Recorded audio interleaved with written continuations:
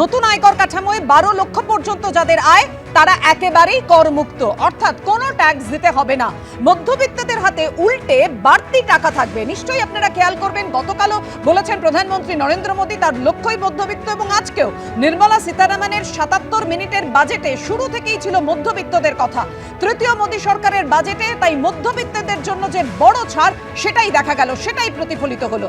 যন্ত্রাংশের শুল্কে ছাড় এবং কোথায় কোথায় ছাড় মিলেছে, বিমায় এফডিআই 74% ছাড় মিলেছে, দাম কমেছে ইভির ব্যাটারি, ফ্রোজেন ফিশ, চামড়াজাত দ্রব্যে। ক্ষুদ্র মাঝারি শিল্পের জন্য 5 কোটি থেকে বেড়ে 10 কোটি পর্যন্ত ঋণ নেওয়া যাবে। কিষাণ ক্রেডিট কার্ডের লিমিট 3 লক্ষ থেকে বেড়ে 5 লক্ষ টাকা, এবং আগামী বছরে মেডিকেল কলেজগুলোতে আরো 10,000 আসন বাড়ছে। আইআইটিতে 6,500 আসন বাড়ানোর ঘোষণা। প্রধানমন্ত্রী নরেন্দ্র মোদী কিছুক্ষণ আগেই যে কথা বললেন যে নিউ এজ ইকোনমি, সেদিকেই আমরা লক্ষ্য রেখেছি। বার্ষিক এবার একেবারে ট্যাক্সের যে ল্যাবটা সেটা আপনাদের সামনে পরপর রাখছি। আয়করের সমস্ত স্তরে যে বিরাট ছাড় দেওয়া হলো, এমনকি প্রবীণ মানুষরাও তার আওতায় পড়লেন। প্রবীণ মানুষদের সেই যে দুঃখ, সেই যে আক্ষেপ, সেটা দূর করলেন মোদী সরকার।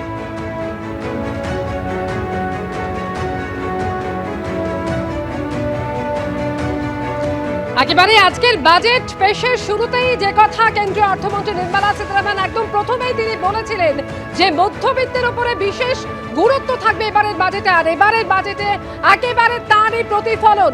যেদিকে প্রত্যেকেই নজর ছিল আয়কর কাঠামো, আয়কর ছাড়ের ঊর্ধ্বসীমা কি বাড়ছে, এবং সেক্ষেত্রে অবশ্যই বলা যায় যে একেবারে বড় ছাড় ঘোষণা করা হলো। নতুন আয়কর কাঠামো যেখানে 12 লক্ষ পর্যন্ত আয় করমুক্ত হচ্ছে, 12 লক্ষ পর্যন্ত আয়কর শূন্য। তৃতীয় মোদী সরকারের বাজেটে মধ্যবিত্তের জন্য বড় ছাড় ঘোষণা।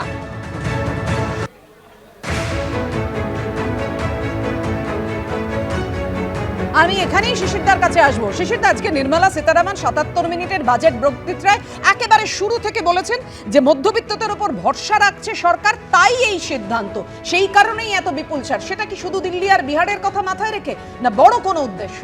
সারা দেশ কথা মাথা রেখে অর্থ ব্যবস্থার এটা হলো একটা নতুন যুগ আরম্ভ হয়েছে। আর আমাদের রাজ্যের দুর্ভাগ্য আপনি দেখিয়েছেন আপনার পর্দায় কিছু মিনিট আগে। আমাদের প্রাক্তন অর্থমন্ত্রী, মাননীয় প্রাক্তন অর্থমন্ত্রী কি বললেন? সাধারণ মানুষের জন্য কিছু নেই, মহিলার জন্য কিছু নেই, আর নিরাপত্তার জন্য কিছু নেই।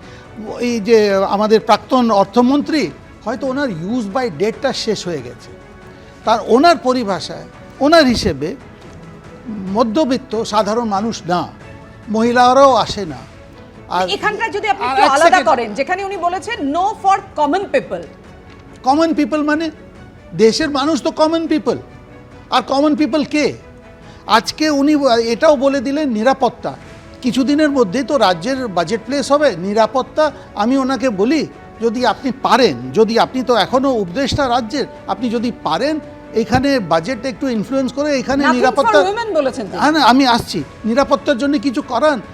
পশ্চিমবঙ্গে মানুষ মরে যাচ্ছে, যেইভাবে এখানে ক্রাইম হচ্ছে, যেইভাবে এখানে বোমা বিস্ফোরণ হচ্ছে, মানুষ মরছে। এখানে সিকিউরিটি নিয়ে একটু চিন্তা করুন। আর মহিলার জন্যে আজকে যে ডাক্তার পাস করবে, মহিলা কি ওখানে থাকবে না?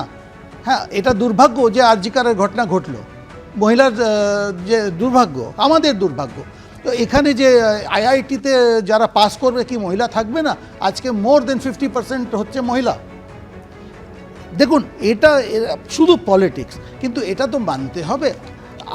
আপনি যে দেখাচ্ছেন একে একে কোন জায়গা ছাড়া হয়েছে, এটা সত্যি আমি বলি অর্থ ব্যবস্থার একটা নতুন যুগ আরম্ভ হয়েছে। আমি সুমনদার কাছে আসবো, কিন্তু তার আগে দেখে নেব আয়করে যে যে ছাড় দেওয়া হয়েছে তাতে কতটা উপকৃত হচ্ছেন মধ্যবিত্তরা।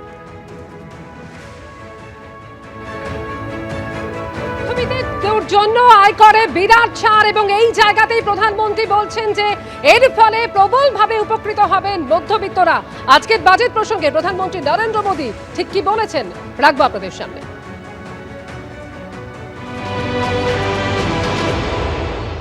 अब इस बजट में 12 लाख रुपए तक की आय को टैक्स से मुक्त कर दिया गया है।